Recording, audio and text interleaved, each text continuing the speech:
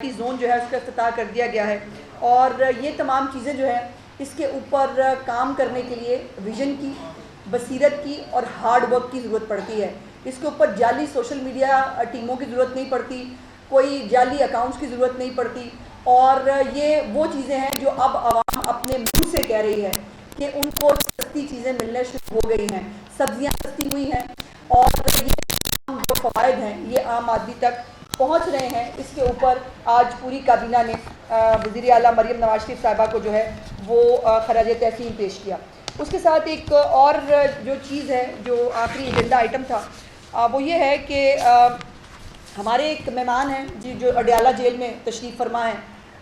जो काफ़ी लाखों रुपए के पड़ते हैं पाकिस्तान की स्टेट को,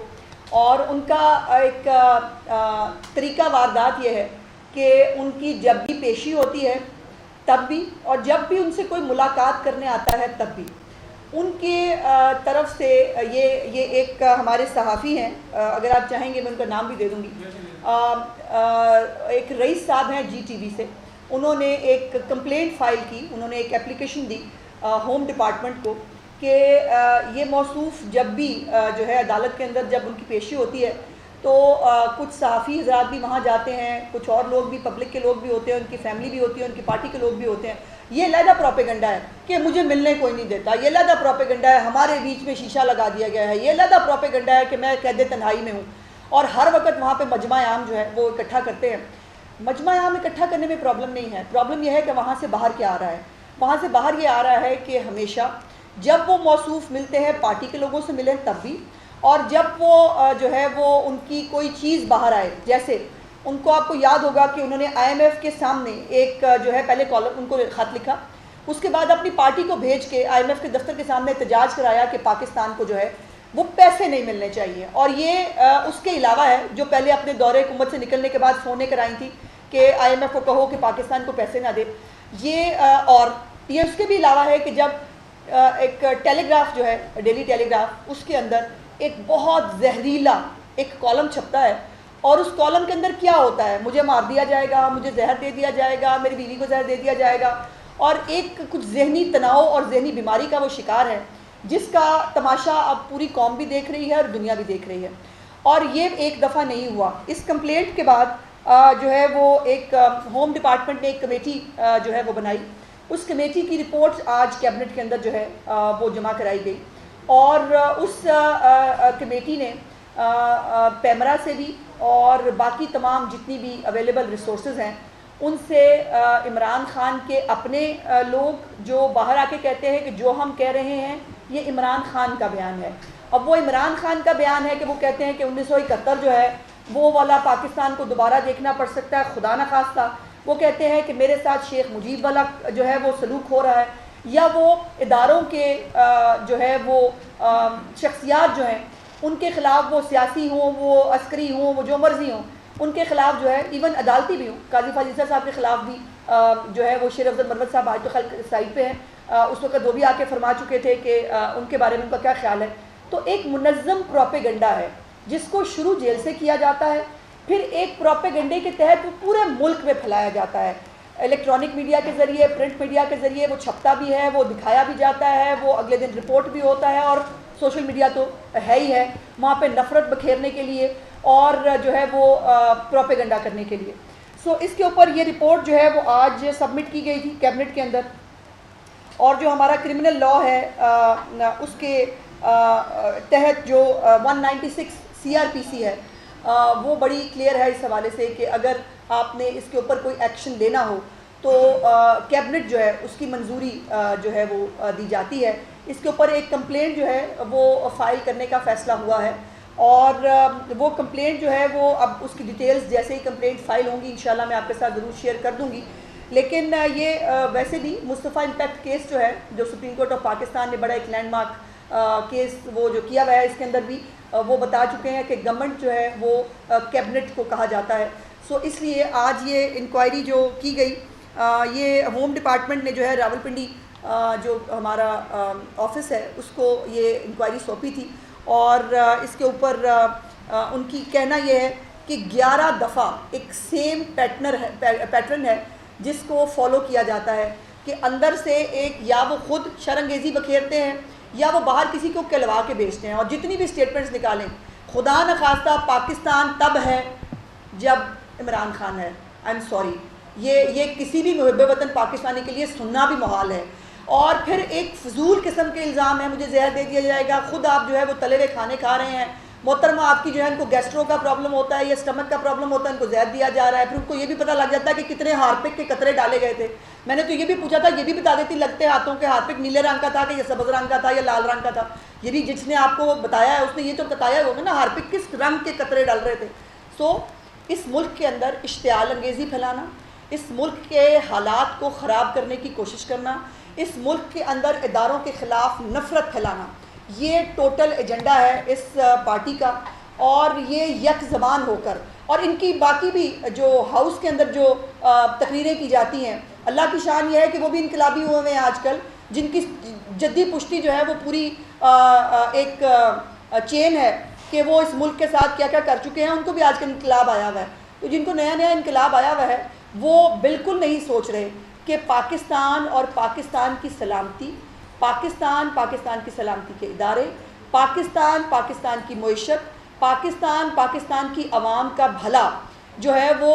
इसमें है कि पाकिस्तान को दोबारा ट्रैक पे लाया जाए। इमरान खान ने बंदा पूछे कि पहले कौन से दूध और शहद की नहरें बहा दी थी इस मुल्क के अंदर कि अब वो हुकूमत में नहीं आया, तो वो खुदा न खास्ता बार बार 1971 की एग्जाम्पल देते हैं। उनकी पूरी पार्टी इतने शौक से 1971 का जिक्र करते हैं जैसे 1971 में बहुत कुछ अच्छा काम हुआ था, बहुत को बड़ा कारनामा सर अंजाम हुआ था। 1971 में पाकिस्तान के 2 टुकड़े हुए थे भाई, उस पर आज भी तकलीफ होती है हर पाकिस्तानी को, और ये उसको बहुत खुशी से उसका इजहार करते हैं। और इनको शेख मुजीब बनने का बहुत शौक है, ये कहते हैं मेरे खिलाफ साजिश हो रही है, मेरे खिलाफ इदारे साजिश कर रहे हैं, फिर वो नाम लेते हैं। अब तो ये नया तरीका वारदात ये है कि नाम लेते हैं, नाम लेके कहते हैं कि मुझे फ़लाने ने जो है वो ये मुझे मारने की कोशिश की, मेरे वो लंदन प्लान बना, लंदन प्लान में फ़लाना था। मेरा ख्याल इनको अपना लंदन प्लान याद आता है जिसके ज़िंदा जीते जागते गवाहान बता चुके हैं दुनिया को, वो चौधरी शुजात साहब हो या तारुल कादरी हो, कि लंदन प्लान कहाँ बना था, कौन से टेबल पे बैठ के बना था, कौन से लंदन के होटल में बना था। तो ये इसके ऊपर आज कैबिनेट ने जो है वो कंप्लेंट फ़ाइल करने की मंजूरी दी है, और इस हवाले से जो भी मज़ीद इसके ऊपर चीज़ें होंगी वो इंशाअल्लाह ताला मैं आपके साथ शेयर करूँगी। लेकिन ये बात तो तय है कि पाकिस्तान और पाकिस्तान की जो सलामती है वो पाकिस्तान के जो अवाम हैं उनके लिए सबसे ज़्यादा मानी रखती है। हमारे लिए सबसे पहले पाकिस्तान है, पाकिस्तान है तो हम सब हैं, हम में से कोई नहीं होगा तो खुदा न खास्ता पाकिस्तान को कोई फ़र्क नहीं पड़ता। इसलिए कोई अपने आप को ये समझना छोड़ दे कि वो पाकिस्तान का दूसरा नाम वो है। पाकिस्तान इस्लामी जमहूरिया पाकिस्तान है, जिसको कायद आज़म मोहम्मद अली जिन्ना और उनके रफ़्क़ाकार ने बहुत सारी कुर्बानियाँ देने के बाद, बरे सग़ीर पाक हिंद के जो मुसलमान हैं उन्होंने बहुत सारी कुर्बानियाँ देने के बाद हासिल किया था। और उसको जो है वो हर वक्त ये इत्तफ़ाक़ नहीं है कि एक ही पार्टी का नाम आता है जब इश्तियाल अंगेज़ी हो, एक ही पार्टी का नाम आता है जब जो लोगों के सिर फाड़ने हो, एक ही पार्टी का नाम आता है जब मुल्क के ख़िलाफ़ साजिश करनी हो, एक ही पार्टी का नाम आता है जब मुल्कों के इदारों के ख़िलाफ़ बगावत कराने की कोशिश हो। क्या किसी की जान लेना सबसे बड़ा जुल्म नहीं होता? बेनज़ीर भुट्टो साहिबा शहीद हुई थी, उसके बाद पीपल्स पार्टी ने क्या कहा? पाकिस्तान खपे। इससे बड़ा जुल्म नहीं था जो बेनज़ीर भुट्टो के साथ हुआ। मुस्लिम लीग नून के साथ जो है वो 3 दफ़ा जो है वो हुकूमतें जो है वो हटाई गई, क्या क्या नहीं हुआ, बेटे से ख्याली तनख्वाह पर निकाल दिए गए, हाईजैकर बना दिए गए, सब कुछ हुआ। लेकिन हमने कहा कि पाकिस्तान सबसे ज़्यादा इम्पॉर्टेंट है। पाकिस्तान के ख़िलाफ़ कोई साजिश करना कोई पाकिस्तान की पॉलिटिकल पार्टी ना सोच सकती है, ना उसको सोचना चाहिए। लेकिन अगर कोई पॉलिटिकल पार्टी किसी दहशतगर्द विंग की शक्ल में जो है वो पाकिस्तान का अमन व अमान ख़राब करने की कोशिश कर रही है तो यकीनन उसको कानून के मुताबिक देखा जाएगा। बहुत शुक्रिया जी। अच्छा ये बताएं कि ये जो महकमा दाखिला की रिपोर्ट आई है जी, इमरान खान पर उसके खिलाफ शिकायत दर्ज करवाने जाएंगे कि इसकी होती है, क्या प्रोसीजर इख्तियार करेंगे आप? जी, इसमें मैंने ख्याल से गुजारिश की है कि जो भी इसके ऊपर प्रोसीजर, आज तो कैबिनेट ने उनके ख़िलाफ़ जो है वो प्रोसीडिंग्स को शुरू करने की मंजूरी दी है। अब ये महकमा दाखिला और ये तमाम लोग जो है वो बैठकर इसके ऊपर पटिशन जो है वो एप्लीकेशन जो है वो कौन सी होगी, किन दफ़ात के तहत होगी, उसके अंदर क्या कहा जाएगा, ये इंशाल्लाह जैसे ही ये फॉर्मुलेट हो जाएगी तो आपको बता दूँगी। नहीं, हमारे जहन में कुछ नहीं है जी, हमारा नहीं, हमारे जहन में कुछ नहीं है, ना हम वो सियासी इंतकाम वाले लोग हैं, मैं वो AC उतार लूँगा, मैं छोड़ूंगा नहीं, मैं घसीट लूँगा, हम ऐसे लोग नहीं हैं। लेकिन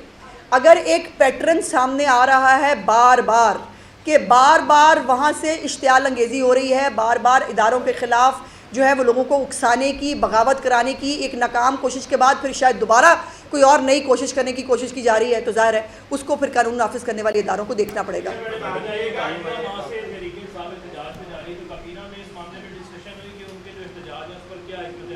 नहीं, मैं कभी ना इतनी वेली नहीं है जी, हमारे पास आवाम के लिए करने के लिए बहुत सारा काम है। जैसे मैंने आपको बताया, जो बहुत सारी चीज़ें सस्ती हुई हैं, उसके साथ और बहुत सारा रिलीफ है जो चीफ मिनिस्टर्स के इनिशिएटिव्स हैं, जो 33 थे कुछ दिन पहले, अब वो 43 हो गए हैं। और ये 43 इनिशिएटिव्स जो हैं इनको हमें आम आदमी तक पहुँचाना है। सो मरियम नवाज़ साहिबा की हुकूमत जो है उसका टोटल फोकस आवाम के ऊपर है। ये ABCD ये जो हमारे लिए इररेलेवेंट लोग हैं, हमारे पास इतना टाइम नहीं है इन पर खर्च करने के लिए।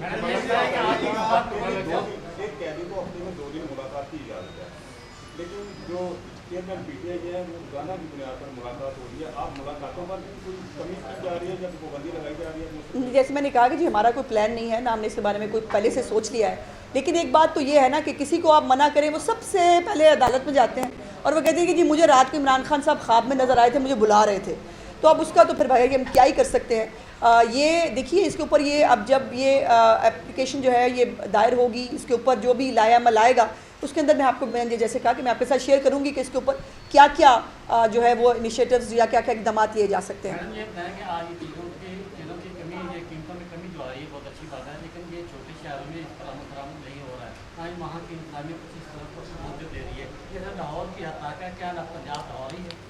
जी देखिए, ये बड़ा पुराना हो गया ये कार्ड जो है ना, इस कार्ड को मेरे ख्याल बदल लें। एक मिनट, मैं गुजारिश, आपने सवाल कर लिया, मुझे इजहार राय की आज़ादी मेरे पास भी होनी चाहिए जी। मेरी गुजारिश ये है कि ये मैं आपको बहावलपुर की एक एग्जांपल दिखा देती हूँ, यहाँ पर डबल रोटी तक की कीमत जो है और बेकरी आइटम्स जो हैं उसकी कीमत में भी, तो ये जो प्रोपेगेंडा है कि जी लाहौर है और बाकी नहीं हो रहा, ये मैं ये नहीं कह रही, स्वीपिंग स्टेटमेंट में नहीं दूंगी आपकी तरह कि कहीं कुछ नहीं हो रहा।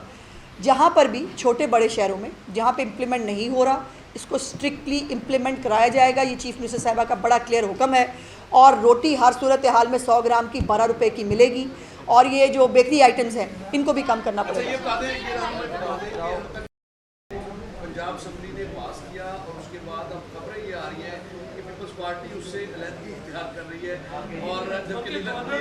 नीलम जब्बार जो है वो असेंबली में मौजूद थी उस दिन, सबने देखा, लेकिन उसके बाद अब खबरें ये आ रही है कि गवर्नर साहब शायद वापस कर देंगे। क्या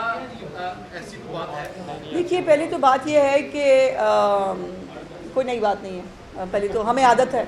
दूसरी बात यह है कि बिल्कुल गवर्नर साहब जो हैं, मैंने कल सुना उनको,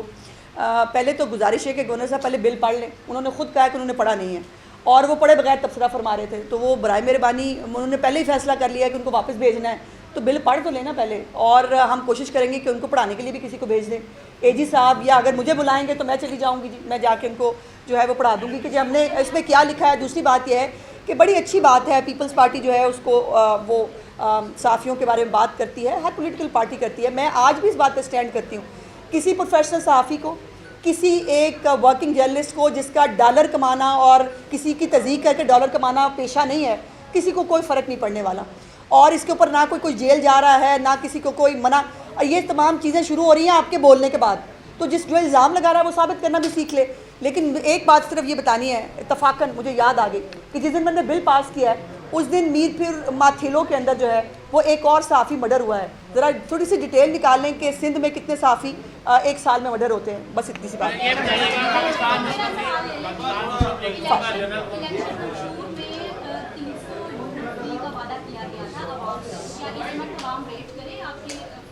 ये बेटे सब्ज़ी नहीं है जो मैं आपको शॉपर में डाल के ला दूँ। इसके ऊपर सोलर जो हमारा प्रोग्राम है वो ऑलरेडी उसके ऊपर इम्प्लीमेंटेशन शुरू हो गया है और बहुत जल्द CM उसको अनाउंस करने लगी हैं। 100 यूनिट के जो प्रोटेक्टेड सार्फिन हैं उन सबको जो है वो सोलर मिलेगा और उनको यूनिट कोई सब्सिडी नहीं मिलेगी, उनको बिजली का बिल आएगा ही नहीं। बारी बारी पर्सनली उनका जनरल कौंसिल का इंचार्ज जो है क्या बड़े पंजाब में भी मुस्लिम लीग क्या